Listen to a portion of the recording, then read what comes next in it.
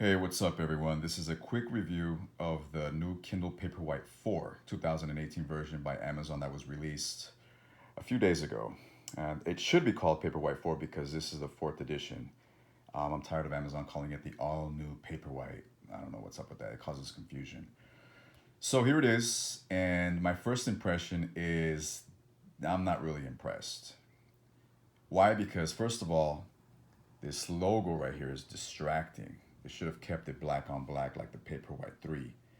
That was the whole reason Amazon went black on black with the Paperwhite 3 to avoid distractions. And why they went back to white is beyond me. It makes absolute no sense. And that was a bust. Upon feeling it and holding it, it does feel slightly lighter, but it also feels a lot more hollow and a lot more cheaply made. It doesn't feel as solid and sturdy as my Paperwhite 3.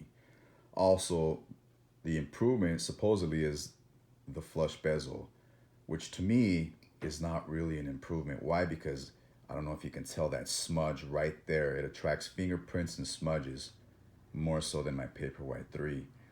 And the lighting is not as even. And also, the biggest downside is that upon turning it on, the display is not as sharp and crisp and even as my Paperwhite 3. This is with the boldness setting on, so you won't be able to tell too much. But when upon me turning it on for the first time, I freaked out. I was shocked at how much fuzzier the text seemed, and it seems like the text was buried, if that makes any sense. It wasn't. It didn't seem like it was floating like it does on the Paperwhite 3, and I'll show you in a minute. So the benefits, as I said, the flush screen, the 8 gigabytes of storage, and the Bluetooth. To me, I've never needed waterproof. I mean, if you're a swimmer and like to swim while you're reading, if that if that's what you want to do, or read in a jacuzzi, then by all means, this might be a benefit to you. Um, 8 gigabytes to me is overkill. It's not necessary, especially when you have the Amazon Kindle Cloud to store your books for free. I mean, what is it? You have 10,000 books that you absolutely need 8 gigabytes of storage. Is probably going to take you about 20 years to read all of that. Makes no sense. 4 gigabytes is more than enough, especially when you have the Amazon Kindle Cloud. And I'm not even going to get into 32 gigabytes for those that maybe read manga or have about 50,000 books that they think they're going to read in the next 5 years. Maybe. I mean, there are people like that. So on the back end, it still has the same rubberized coating as a Paperwhite 3. It doesn't have the indentation like the Paperwhite 3. It's more flush and even. So side by side with my Paperwhite 3. Let me turn this on right real quick. And you'll notice, look at that, how much wider and even the display is on my Paperwhite 3 and how much more beautiful the black on black is. No distractions whatsoever. Also, the size is pretty much the same, maybe a centimeter shorter, maybe a hair thinner, and I think about 20 grams lighter, but you can't really tell the difference. If anything, this one feels a lot sturdier and solid in the hand versus this. I mean, it just feels a little bit more flimsy and cheaply made. It just doesn't feel as quality as this. But look at the screen. Look at how much more softer and dimmer this is versus this beautiful screen right here. This is supposed to be an improvement because it has supposedly 5 LEDs versus 4. But to me, the quality of this display is bar none much better than this. This feels, like I said, softer. The text doesn't seem as sharp. If anything, it feels more like a 212 ppi display and not a 300 ppi display.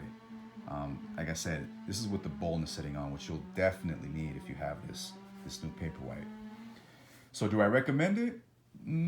I recommend it if you have a Paperwhite 2 or if you have a basic Kindle without the light. But at the same time, you can get a secondhand Paperwhite 3 for much cheaper. You can probably get this for about 50 or 60 bucks on eBay or OfferUp in very good condition. And this with tax is going to run you about 140 bucks. And like I said, the downside is that the display is not as good. It attracts fingerprints and smudges. The text is not as sharp. The distracting Kindle logo, and it just feels a little bit more cheaply and flimsy and hollow and not as quality as a Paperwhite 3. So difference is subtle. I mean, it still has the same dinosaur monster bezels that Amazon refuses to adjust and fix.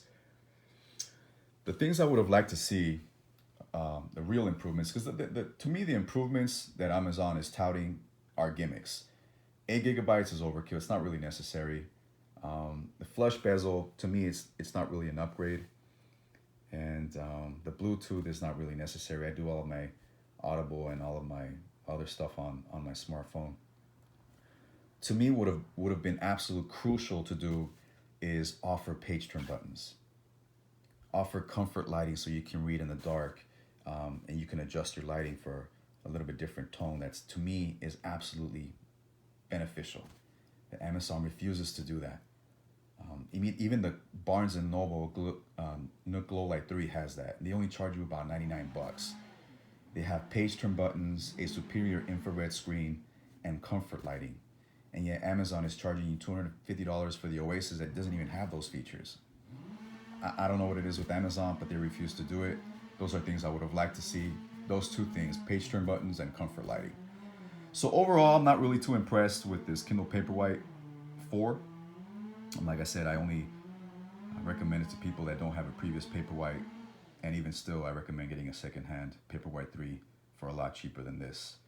So this is my quick review. It's not too in-depth. For other in-depth reviews, there's more YouTube videos that you can check out. I'm not a blogger. I'm not a professional reviewer. I just wanted to give a quick heads up to people that are curious about buying this Kindle. I love the Amazon Kindle. I think it's a great device. I think they have an awesome ecosystem that's second to none. It's changed my life. Ever since I started reading on these things about 7 years ago, it's made a definite improvement in my reading habits. And it's just amazing that you can carry this thing everywhere you go and always take an opportunity and time out to read a couple of chapters no matter where you are. So that's it. I love the Amazon Kindle, but I cannot recommend this new Paperwhite 4.